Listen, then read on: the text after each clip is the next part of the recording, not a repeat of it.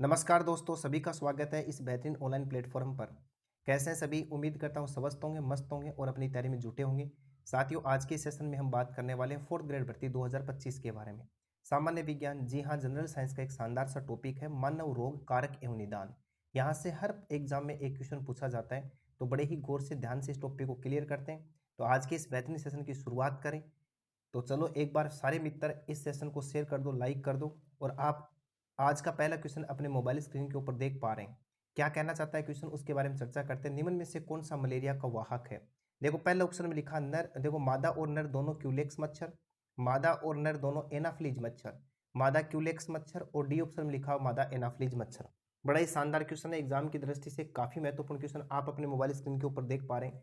साथियों, पहले पढ़ा तो इसका करेक्ट आंसर देने का प्रयास कीजिए। तो देखो यहाँ पर अपने पास में डी ऑप्शन करेक्ट हो जाएगा। मादा एनाफ्लीज मच्छर जो होता है मलेरिया का वाहक होता है। ठीक है, अब सेकंड क्वेश्चन की चर्चा करते हैं। मलेरिया परजीवी की निम्नलिखित में से कौन सी अवस्था संक्रामक है? बहुत ही गजब का क्वेश्चन है, कई बार एग्जाम में दर्शन दे चुका है कि मलेरिया परजीवी की कौन सी ऐसी अवस्था है जो संक्रामक होती है। तो इसमें लिखा ऑप्शन नंबर एक में साइजोजोइट, ट्रोपोजोइट और स्पोरोब्लास्ट और स्पोरोजोइट। चार ऑप्शन आप अपने सामने देख पा रहे हो मोबाइल स्क्रीन के ऊपर। बेहतरीन ऑप्शन कौन सा नजर आ रहा है उसके ऊपर आपको जाना है। तो साथियों याद रखना, इसके अंदर डी ऑप्शन करेक्ट हो जाएगा। स्पोरोजोइट जो होता है वो मलेरिया परजीवी की संक्रामक अवस्था होती है। इसी कड़ी को आगे बढ़ाते 3 नंबर क्वेश्चन एक बेहतरीन, एक बार फिर से आपके सामने मोबाइल स्क्रीन के ऊपर है। एनोफ्लीज मच्छर निम्न में से किसके वाहक का कार्य करता है? देखो, ऑप्शन नंबर एक में लिखा हुआ है मलेरिया, और ऑप्शन नंबर दो में लिखा हुआ है फाइलेरिया, और तीन में लिखा हुआ है डेंगू। अब इसके बाद में देखो क्या कह रहा है कि केवल एक होगा कि केवल दो होगा, एक व दो, एक व तीन, ये ऑप्शन अपने पास में है। तो याद रखना साथियों, इस क्वेश्चन के अंदर कहीं भी कंफ्यूज होने की आवश्यकता नहीं है। मादा एनाफिलीज मच्छर केवल किसका वाहक होता है? मलेरिया का। तो फर्स्ट ऑप्शन अपना करेक्ट हो जाएगा। अब कड़ी को आगे बढ़ाते हैं। 4 नंबर क्वेश्चन आप अपने मोबाइल स्क्रीन के ऊपर देख पा रहे हो। निम्न में से किस कर्मी के कारण से फिलिपाऊ रोग होता है? गजब का ही नहीं, बहुत ही बेहतरीन क्वेश्चन है, एग्जाम में कई बार पूछा गया है साथियों। आप इसको नोट्स में लिखेंगे।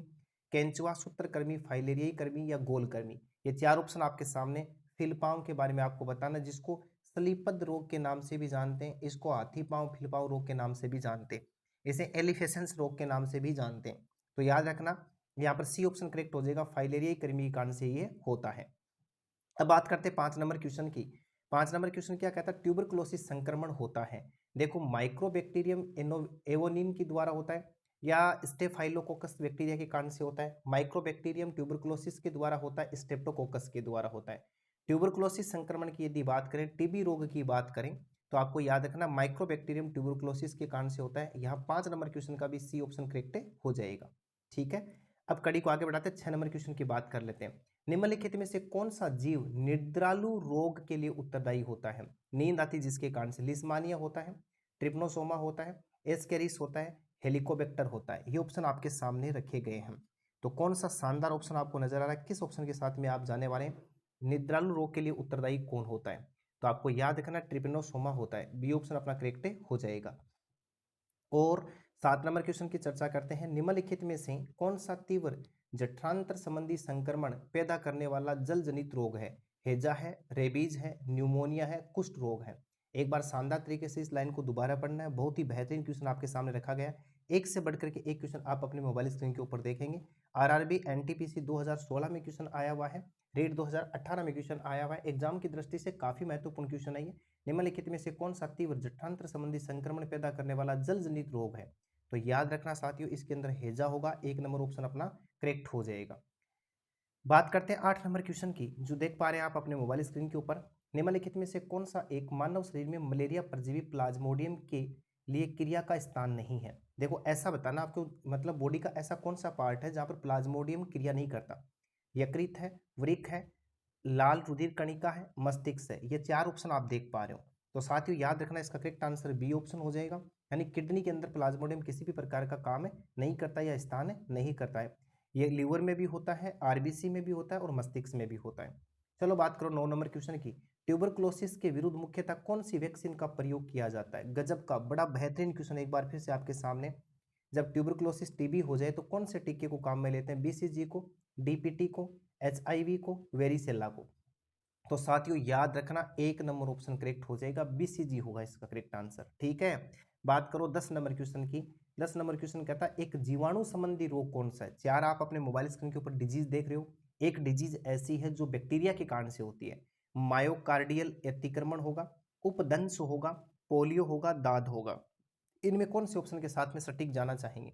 तो साथियों याद रखना इसका बी ऑप्शन होगा उपदंश। याद रखना पोलियो, दाद और देखो पोलियो और दाद जो होते हैं ना, पोलियो, दाद और ये पोलियो वायरस के कारण से होता है, दाद और ये मायोकार्डियल अतिक्रमण कवक के कारण से होते हैं। अब बात करो 11 नंबर क्वेश्चन की। निम्नलिखित में से कौन सा एक जल संक्रामक रोग है? भाई आपको बताना कि जो जल संक्रामक रोग है, पीलिया है, क्षय रोग है, या फिर देखो अलग रोग है यानी जिसको रेबीज कहते हैं, और डी ऑप्शन में लिखा हुआ है गठिया।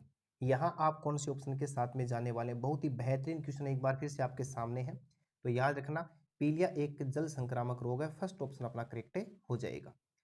अब 12 नंबर क्वेश्चन की बात करते हैं। शानदार सा लाजवाब सा क्वेश्चन देख पा रहे हो। मानव में बैक्टीरिया के संक्रमण का सबसे आम इलाज क्या है? देखो मानव में बैक्टीरिया का इन्फेक्शन हो गया तो इसका नॉर्मल इलाज क्या करेंगे? तो देखो एस्पिरिन देंगे उसको, एंटीबॉडी होगा, एंटीबायोटिक्स होगा, एंटीजन होगा। तो देखो एंटीजन तो खुद बैक्टीरिया है एक प्रकार का, यानी रोग फैलाता ये तो नहीं हो सकता। देखो आपको याद रखना है इसके अंदर एंटीबायोटिक्स का यूज किया जाएगा। ठीक है, तो 12 नंबर क्वेश्चन का सी ऑप्शन करेक्ट हो जाएगा। साथियों 13 नंबर क्वेश्चन की बात करो। हैजा के विषय में निम्नलिखित में से कौन सा कथन जो है वो राइट है? 4 स्टेटमेंट दिए गए उनके बारे में बात करते। पहला कह रहा है कि यह एक रोग है जिसके कारण से याददाश्त में कमी आती है, ओहो। सेकंड कह रहा है कि यह पेशियों का एक रोग होता है जो शराब के सेवन से होता है। यह एक रोग है जो संदूषित खाद्य जल व भोजन के कारण से होता है। तो याद रखना सी ऑप्शन करेक्ट हो जाएगा इसके अंदर। ठीक है, ज्यादा डीप जाने की आवश्यकता है नहीं है, जेनेटिक डिजीज हुई है होता नहीं है, सी ऑप्शन अपना करेक्ट हो जाएगा।